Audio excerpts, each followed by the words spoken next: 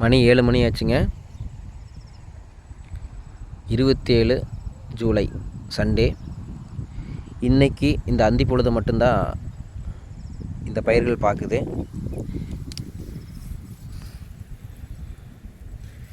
ஏன்னா இப்போ 8000 கனஅடி தண்ணி வந்துருச்சு.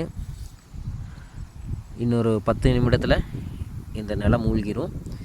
அது போக இப்போ ஈவினிங் 5 மணிக்கு பவானி சாகரில் 20,000 கனஅடிக்கு மேலே ஓப்பன் பண்ணி விட்டுட்டாங்க.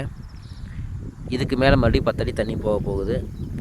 ஸோ நான் பயிர் பண்ணது ஒரு மாத காலமாயிடுச்சு. இந்த பயிர்களுக்கெல்லாம் இது நெல் தாங்குமான்னு தெரில.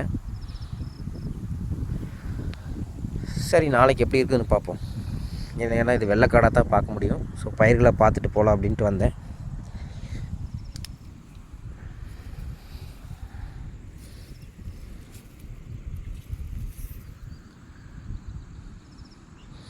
ஏன்னா இயற்கை யாராலும் ஜெயிக்க முடியாது. பாய்.